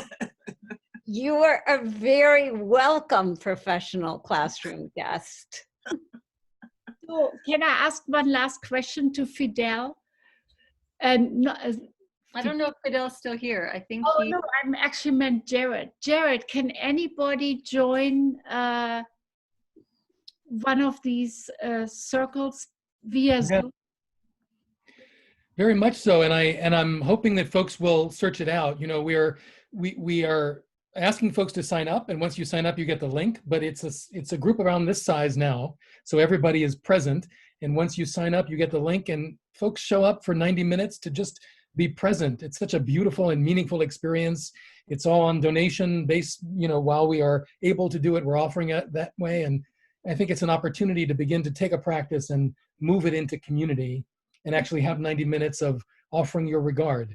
And sometimes it's full of grief, and sometimes it's full of laughter. Sometimes it's, you know, stuff that is really weighing heavily on us, and sometimes it's a story that we need to just share with others. I would hope people do search that out, and I think that's great for those of us who have access to this technology. And I think there's some folks who don't have access to this technology that really need our support as well. And those are the grant-funded programs where we go into places that, you know, are not really able to open up laptops and sign on with Wi-Fi, but folks who really just need an approximate experience of compassion and community. Yeah. Yeah, we are offering here for free about 14 meditation sits and discussions a week through our Zoom link. So if you like, I send it to you and you can pass it out. It's free. Anybody can come. Yeah. I'd like that. I'd like to find out more about that. And I'm sorry that Michael is not here, but my wife was. Oh. My wife is a palliative care physician who's the director of palliative care at Los Robles in Thousand Oaks. And Michael, come here. Oh, really? Yeah, and so we've been doing a lot of work in the healthcare industry with medical residents and folks who are really needing to have this kind of experience early in their training. We feel like palliative care is really not just about, you know, techniques for dealing with patients, but it's about all of us taking care of ourselves and developing capacity to really be with suffering. So I look forward to talking more with about that. Let's, you know, Michael and I for the last 20 years have been teaching a lot of self-care to caregivers and wrote a bunch of articles and chapters and yeah, it would be really lovely. And right now at Cottage Hospital, Michael is really asked all the time to give groups for first responders and for all the medical folks. And because, so I would love to buddy up, and yeah, we should talk more about that. And everybody is in need of this work now. Sometimes we don't think of how much the police are in need of it as well. All of us need to have access, and sometimes it's hard to understand how to deal with something that seems really new agey or sort of outside of the culture, but it's really important to find ways to bridge the culture so that folks can come together in a way that doesn't scare them, doesn't feel like it means that you're, you know, joining a cult. Is that link we're on? Sorry? Of the whole? Mm-hmm. Yeah. And that's other conversations happening. There's multiple layers here. But you two, well, you have each other's now contact, and I'm happy to connect you. And yeah, we have this Mindful Hearts, and we are in schools now, and some of us are in nursing homes, and we were thinking of starting a kind of an arm of it now, where we have a wonderful executive director, which is not me anymore, which I'm very happy about. I'm just in the background, but basically for making retreats and seminars for caregivers and first responders and activists, because I think we are all really in danger of burning out. Absolutely. And I think the world will rather heat up than heat down. It's my sense. And so we have to get the infrastructures in place to keep those who are helping going. Would that make sense to you? I think you're Well, right. if I could put in one little, just a thing, I mentioned I'm a part of the Martin Luther King Committee, and one of the things we're planning is a town hall on the impact of the pandemic on the African American and other communities of color. And I'd like to invite people to check out our Facebook page or our MLK SB website, and then the information about the, because it's important information that in the community that we have to dig up because it's not readily available, is this impact. And we've seen the disproportionate impact across the country, but often we don't know what's happening in our own community, which is why we feel the need to have a town hall on it and allow people to come and say, what are the issues related to this? And so I wanted to put that in MLKSB. You'll get the information there. I could put both of your information and also Fidel's into our next newsletter. We have quite a nice mailing list of about 2,500 people. And so I'm glad to put that out if you send it to me. That's great. That's awesome. Yeah. And I wanted to acknowledge Alex because she teaches in Roosevelt School and she teaches now mindfulness to kids. And Mariella teaches at Inside LA to immigrants. Mariella. And it's just so wonderful what you have been doing since you first walked into our meditation group. Is that 6 years ago? Yeah. Yeah. It's been a beautiful journey, and you're my angel, and I will continue saying that. And I'm very pleased to now be teaching in Spanish in Los Angeles to different communities and immigrant communities. I've been more recently doing a lot for nonprofits here, and it's such a beautiful, rewarding job. And I thank you, Radhule, for that opportunity and for seeing something in me that I couldn't see. And I appreciate what Jared said about holding space for people. I think it's such a beautiful thing, you know, to really let people be seen exactly for who they are. And you did that for me, Radhule. So thank you. You caught the ball and you're teaching everywhere now. It's amazing. Maybe you should talk to Fidel when he's in LA. I contacted him on Instagram because I love what he's shared. Yeah. His story, and even though I wasn't born here in the US, being an immigrant, I could relate to a lot of things that he was sharing, and it was such a beautiful panel today, and I'm so very glad that we have Zoom and we can do these, and people from different places, not even in the same city, we can connect. So thank you, Jared, and also Sojourner, for all the beautiful things all of you shared today. Thank you, Mariella. And I want to say Danjo-san is actually joining us from Japan. He's teaching with me the Wednesday nights. Danjo-san, hi. He's sitting there in Hiroshima, outside Hiroshima right now. Joining us. Danjo-san in Hiroshima. And I also want to acknowledge Daryl Bob, who's here from the St'át'imc Nation and tribe in British Columbia. And Daryl Bob, yeah, thank you for your work and your heart and your prayers in this time always. Yeah. Anything you want to share? Well, it's been very enjoyable to listen to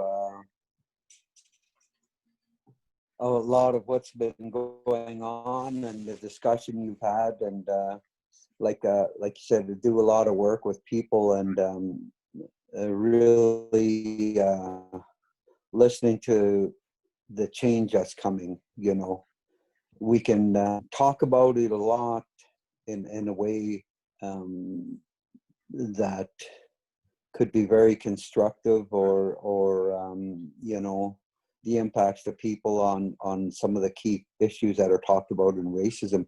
But at some point, when we try and find solutions to the problem, as I always say, teachings from our elders up here where I learned from, you know, I always keep back to, in order for us to change, we must know who we are. Mm-hmm. You know, the core of our spirit, you know, and that's so critical. If we can't find that, there's such a disconnect in society today. That disconnect is from the head to the heart. And that's so far apart right now for people. And listening to the speakers tonight, I really like to thank you all for allowing such amazing people to do presentation to yourselves and down south there in Santa Barbara. And I just ran upon this on Facebook, Alexis, on your page, and I seen this, and well, I'm gonna jump on this because we do singing sessions on Good of the Whole every Tuesday night, and do some talks about our work we do up here and the spirituality and stuff like that. So I like to talk about things that are tied to our way of life. You know, when this young fella talked about counsel, you know, Alexis, mm-hmm. you know, we worked together down in Ojai.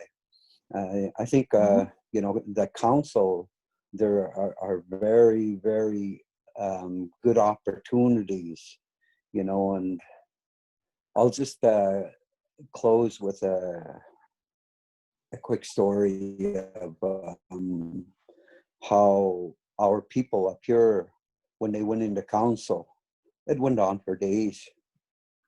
You know, that council wasn't allowed to leave until the session was done and the problem was solved. Mm-hmm. And you know, when I was listening to the young fellow that just booked off earlier, one of the speakers, I can't remember his name, but he talked about there's no word I in our language, you know, in our language as well. There's no word such as I, you know, we, Takum, all of us. So I'm glad I got to sit down in a session. It's good to see different faces and talk. So, you know, and we tune into the good of the whole and do some singing and teaching there every Tuesday night. So I'm glad I got to participate and listen to you guys. Thank you for giving me a minute to say hi to you all, and certainly pray for you all and your safety, especially with this change that's coming. You know, Creator said, if you don't listen, we're going to make you listen.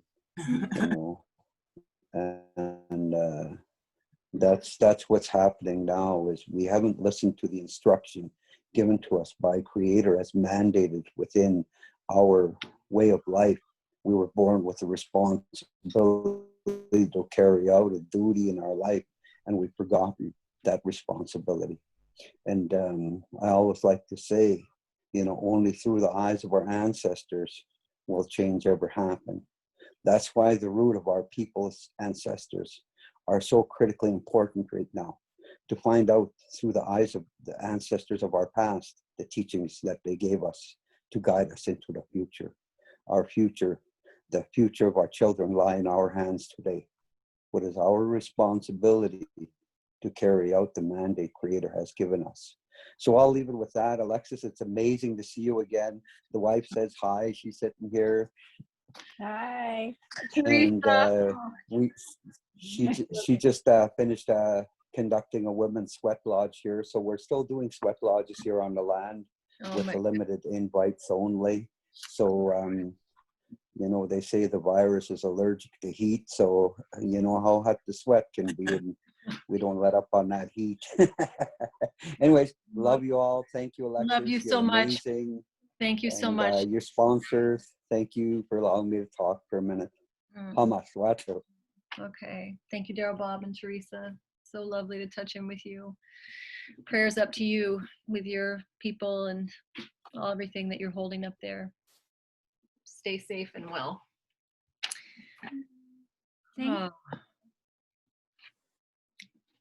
Thank you all. Well, since nobody wants to go. Well, Yeah. now I can, no, Jared, I can introduce you to Michael. Hey, Jared.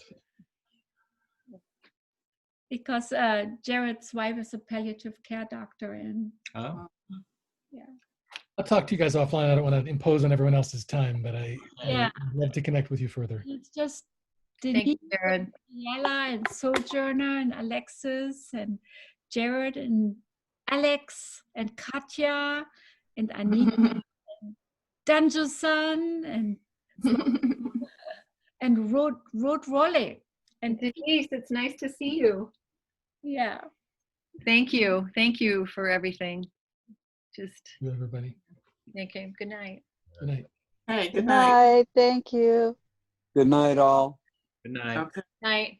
Now it really sounds like Little House on the Prairie. Good night, everyone. Hey, signing off. Thank you.